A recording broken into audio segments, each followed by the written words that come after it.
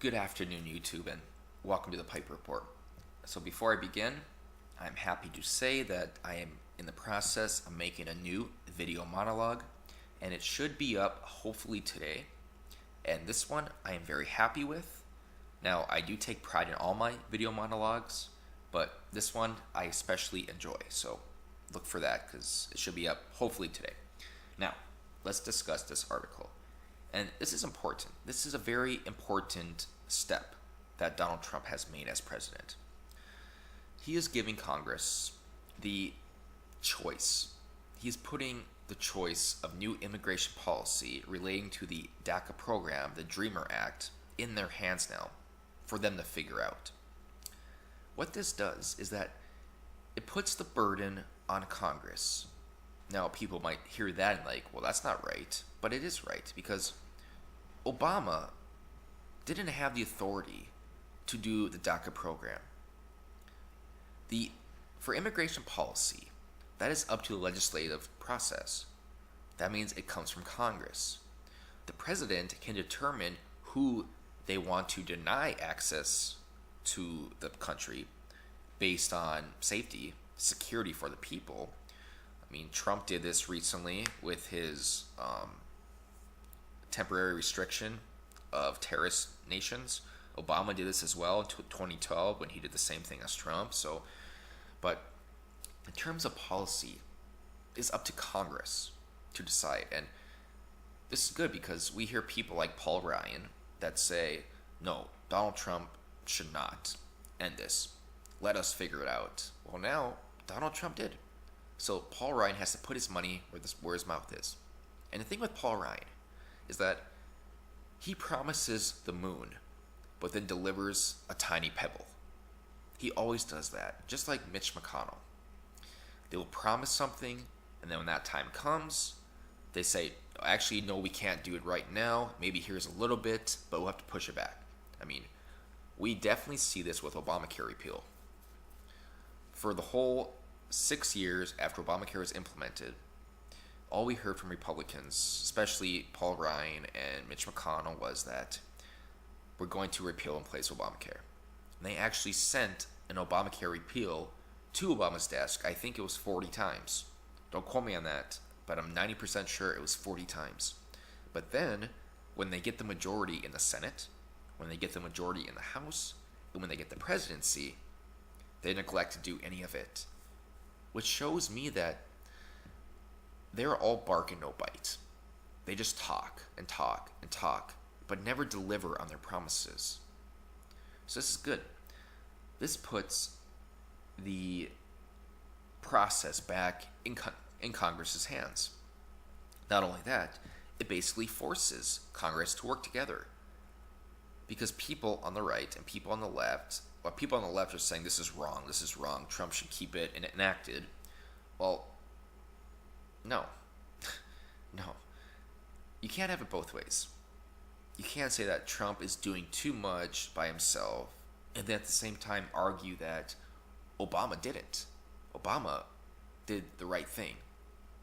Obama's DACA program was a just thing to do. But when Trump does something by himself, it's all of a sudden because he is an authoritarian. He's a fascist. He's a Nazi. Now, we all remember Obama's famous quotes, such as, I don't need Congress, I have a phone and a pen, and elections have consequences.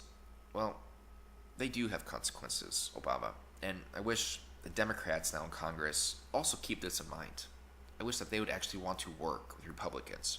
That being said, the Republicans in Congress are spineless. They're cowards. Like the example I just gave you. The example being how they promised to repeal Obamacare like 40 times, and then when they finally get the chance, they refuse to do it. So, it's time for them actually to conglomerate, to actually begin working together in fixing this. Now, before I kind of go over this article, I'm not going to go through the whole thing, but I'll kind of discuss it a little bit. Here's my issue with the DACA program. And Buck Sexton, who's a radio host I listen to, he has a very similar theory on it, such as I do. But although the children of the Dreamers Act are innocent, they are innocent. Their parents still broke the law by coming here and having a child. We can look at it this way. Imagine if you were born to a couple of parents and they were bank robbers, and you had no idea they were bank robbers until one day the FBI came knocking on your door and arrested your parents. Well, your parents used all that money to basically spoil you. Now, I'm not saying these kids are spoiled, but let's just say you have extra money, you have extra benefits because of their illicit activity. Just because you are innocent, does that mean that you should be allowed to keep the profit of their crimes? Should you be allowed to keep that stolen bank money? Or does the government have a right to take it from you? In this scenario, the government would take it from you. And likewise, that's how we have to view the DACA program. Because when a child is born in America, if they're poverty stricken, they get financial benefits. They get food stamps. They get welfare from the government to protect them. So by extension, you are also helping the families, the parents of that child. So we can compare the two. Now, I know many people say, yeah, this is a lot different. You are comparing apples to oranges. But no, really not. Because the rule of law is absolute. There are different types of laws, but violating a law is no different than violating a different law. You are still violating a law. So in this regard, the benefits that the children get due to the illicit activities of the parents, it's hard to actually accept that. Now, that being said, I'm all, not really for amnesty, but I'm all for, if there have been illegal immigrants here for 20 years that have never convicted, never done a crime, I think they should get a fast track to citizenship. The ones that do any type of crime, though, deport them. Now, Lindsey Graham and Senator Durbin have actually created a bipartisan legislation, a bill that I enjoy. I like it. It's a good idea. Let me go over it here quick. See if I can find it. Okay. In 2010, a proposal that would have provided a path to citizenship for young illegals on the condition that they enrolled in college or joined the military died in the Senate after a formidable campaign waged by advocates.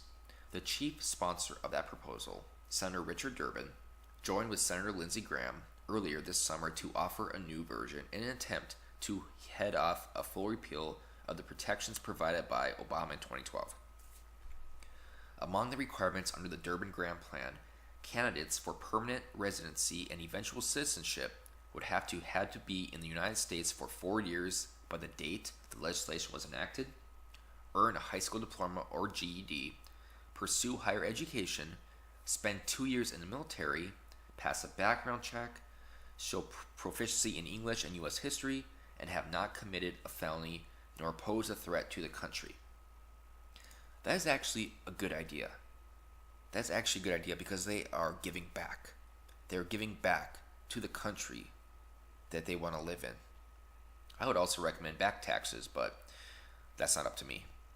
So that's a very, very good idea, and I actually completely support that. And I'm glad to see that it is bipartisan. So hopefully, Congress can actually learn to conglomerate.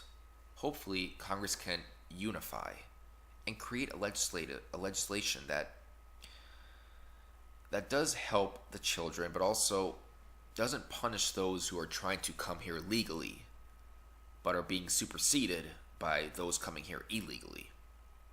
So this could really, really be good, and I would support this decision. So we'll see how things go. I'll post a link to the article in the description, but overall, this is a good move by Trump.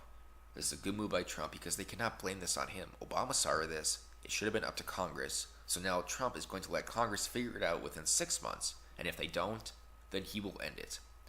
So he's actually innocent from all this. He is actually innocent. So we'll see what happens. And I'm done.